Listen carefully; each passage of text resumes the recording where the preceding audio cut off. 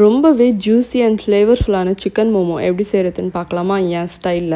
ஸ்டஃபிங்க்கு first வந்து ஒரு mixer ஜாரில் வந்து ஒரு 4-5 பச்சை மிளகா, இஞ்சி, பூண்டு எடுத்து அரைச்சிக்கணும்.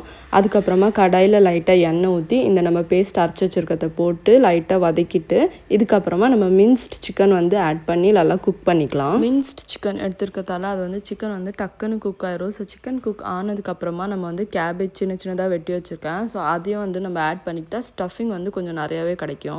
அதுக்கப்புறமா கொஞ்சோண்டு சோயா சாஸ் போட்டு நல்லா குக் பண்ணி எடுத்துக்குவேன். ஸோ ரொம்பவே நல்லா டேஸ்டியாக நல்லா காரமாக இருக்கும் ஸ்டஃபிங் வந்து.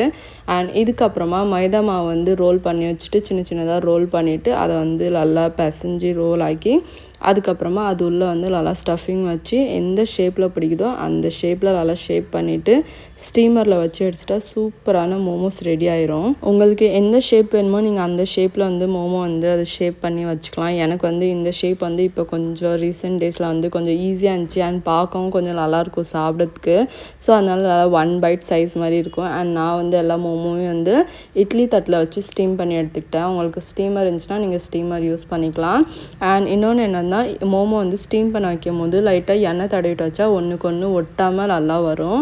அண்ட் இப்படி வந்து செஞ்சு சாப்பிட்றதுக்கு வந்து ரொம்ப பிடிக்கும். அது கூட வந்து நல்லா மேயோ அண்ட் ஷேஸ்வான் சட்னி வச்சு சாப்பிட்டா ரொம்பவே ஃப்ளேவர்ஃபுல் அண்ட் யம்மி டேஸ்டியாக இருக்கும்.